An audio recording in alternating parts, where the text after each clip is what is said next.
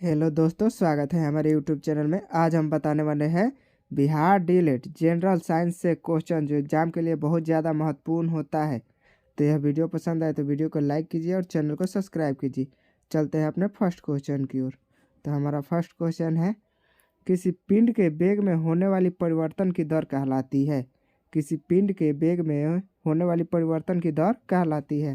तो इसका आंसर होगा त्वरण। क्वेश्चन नंबर 2 की ओर चलते हैं। वेग बढ़ाने से त्वरण का मान क्या होता है। वेग बढ़ाने से त्वरण का मान क्या होता है। तो इसका आंसर होगा धनात्मक। क्वेश्चन नंबर 3 की ओर चलते हैं। लोहे की सुई पानी की सतह पर तैरती है, इस परिघटना का क्या कारण है। लोहे की सुई पानी की सतह पर तैरती है, इस परिघटना का क्या कारण है। तो इसका आंसर होगा पृष्ठ तनाव। क्वेश्चन नंबर 4 की ओर चलते हैं। न्यूटन के गति के प्रथम नियम को किस अन्य नाम से जाना जाता है। न्यूटन के प्रथम गति को किस अन्य नाम से जाना जाता है। तो इसका आंसर होगा जड़त्व का नियम। क्वेश्चन नंबर 5, न्यूटन के गति के तीसरे नियम को किस अन्य नाम से जाना जाता है। न्यूटन के तीसरे नियम को किस अन्य नाम से जाना जाता है। तो इसका आंसर होगा क्रिया प्रतिक्रिया का नियम। क्वेश्चन नंबर 6,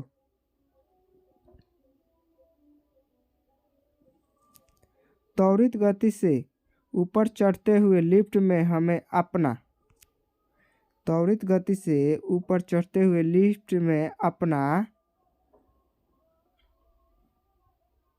भार महसूस होता है। लिफ्ट में अपना भार महसूस होता है। तो इसका आंसर होगा बढ़ा हुआ। क्वेश्चन नंबर 7, नीचे उतरते समय यदि लिफ्ट की डोरी टूट जाए तो उसमें बैठे व्यक्ति का भार होगा। नीचे उतरते समय यदि लिफ्ट की डोरी टूट जाए तो उसमें बैठे व्यक्ति का भार होगा। इसका आंसर होगा 0। क्वेश्चन नंबर 8, चंद्रमा पर किसी पिंड का भार या द्रव्यमान अपवर्तित रहेगा। चंद्रमा पर किसी पिंड का भार या द्रव्यमान अपवर्तित रहेगा। तो इसका आंसर होगा द्रव्यमान का। क्वेश्चन नंबर 9, रॉकेट के ऊपर जाने का सिद्धांत है। रॉकेट के ऊपर जाने का सिद्धांत है। तो इसका आंसर होगा संवेग संरक्षण का सिद्धांत। संवेग संरक्षण का सिद्धांत। क्वेश्चन नंबर 10, पृथ्वी की ओर किसी वस्तु के गिरने से उसका संवेग। पृथ्वी की ओर वस्तु के गिरने का उसका संवेग होता है। तो इसका आंसर होगा बढ़ जाता है। क्वेश्चन नंबर 11, बल आघूर्ण का मात्रक होता है। बल आघूर्ण का मात्रक होता है। इसका आंसर होगा न्यूटन मीटर। क्वेश्चन नंबर 12, कोणीय वेग और उसकी त्रिज्या के गुणनफल को कहते हैं। कोणीय वेग और उसके त्रिज्या के गुणनफल को कहते हैं। तो इसका आंसर होगा रेखीय वेग। क्वेश्चन नंबर 13, अभिकेंद्रीय बल का परिमाण रहता है। अभिकेंद्रीय बल का परिमाण रहता है। तो इसका आंसर होगा नियत रहता है। क्वेश्चन नंबर 14, अभिकेंद्रीय बल की दिशा रहती है। अभिकेंद्रीय बल की दिशा रहती है। तो इसका आंसर होगा निरंतर बदलती रहती है। निरंतर बदलती रहती है।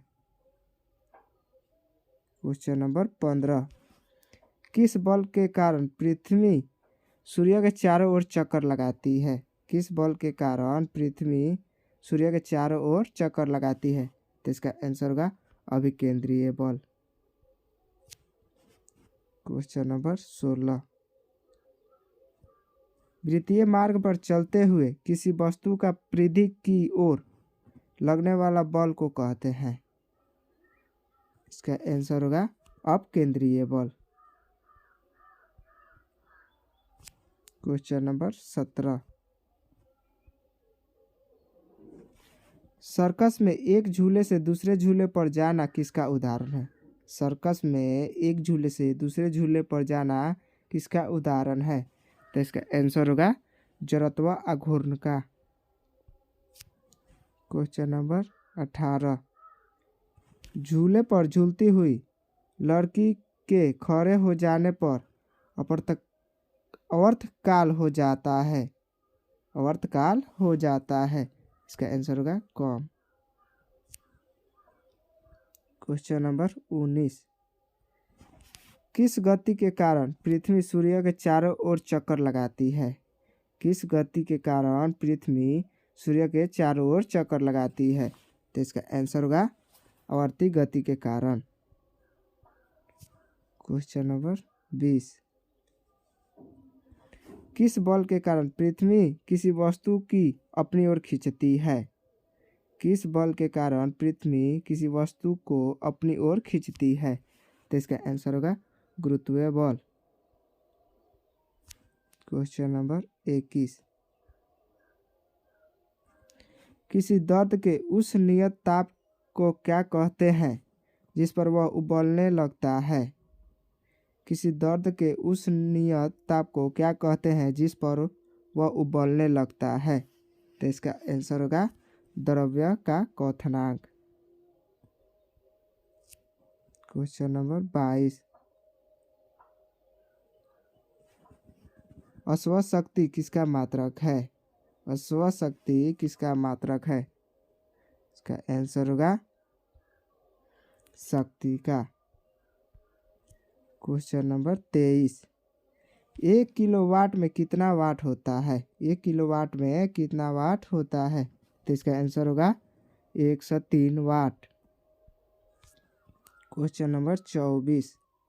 1 मेगा वाट में कितने वाट होते हैं? 1 मेगा वाट में कितने वाट होते हैं? तो इसका आंसर होगा 106 वाट। Question number 25। 1 किलोवाट घंटा में कितना जूल होता है? 1 किलोवाट घंटा में कितना जूल होता है? तो इसका आंसर होगा 3.6 गुणे 106 जूल।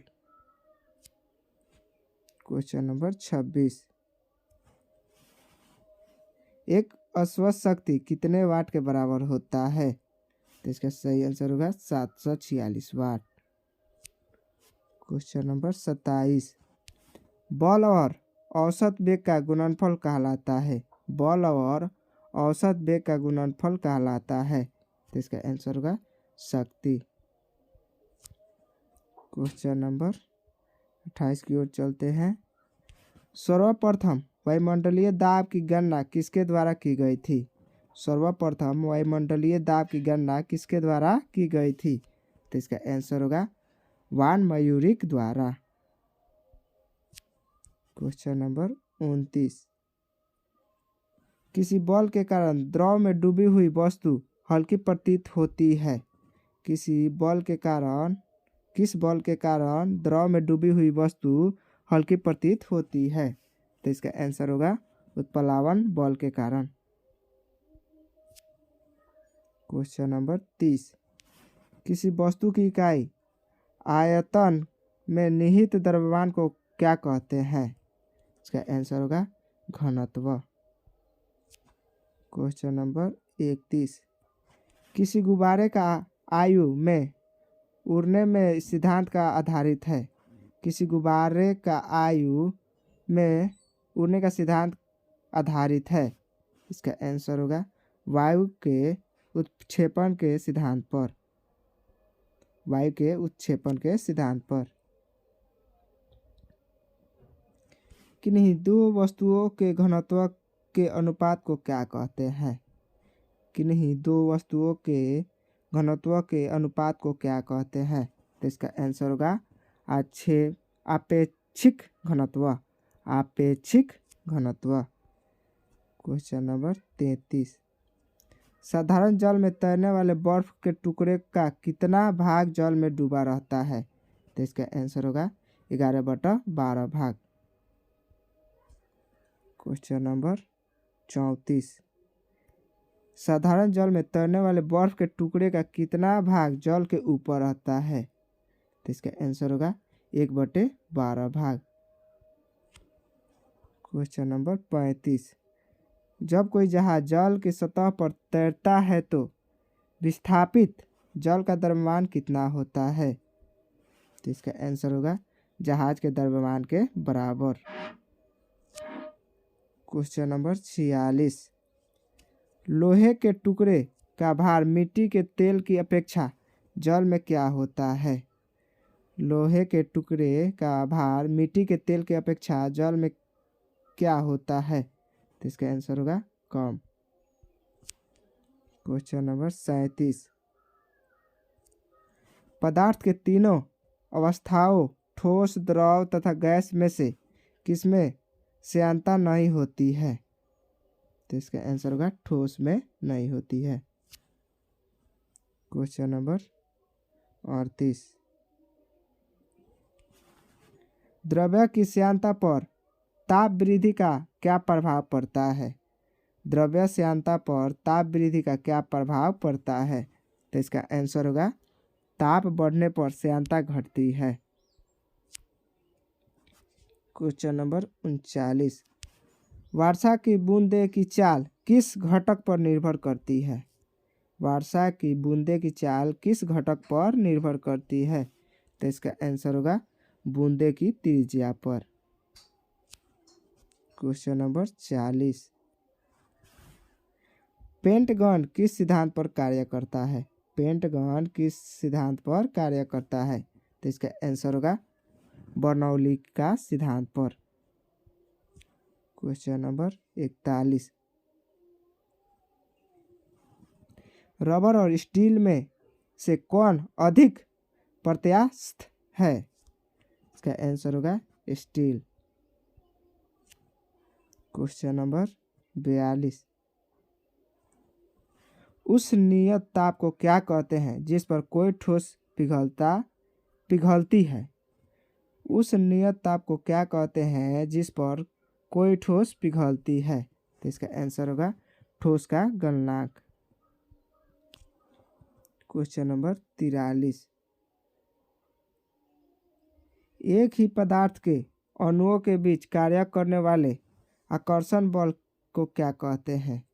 एक ही पदार्थ के अणुओं के बीच कार्य करने वाले आकर्षण बल को क्या कहते हैं? तो इसका आंसर होगा सहसंजक बल।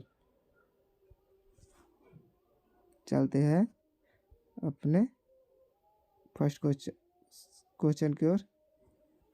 Question number 44। भिन्न भिन्न पदार्थों के बीच कार्य करने वाले आकर्षण बल को क्या कहते हैं? भिन्न भिन्न पदार्थ के बीच कार्य करने वाले आकर्षण बल को क्या कहते हैं? तो इसका आंसर होगा असंजक बल। चलते हैं अपने अगले क्वेश्चन की ओर। Question number 45। कार्य और अन्य वाहनों के रेडिएटर को ठंडा करने के लिए किस पदार्थ का प्रयोग किया जाता है? तो इसका आंसर होगा जल का।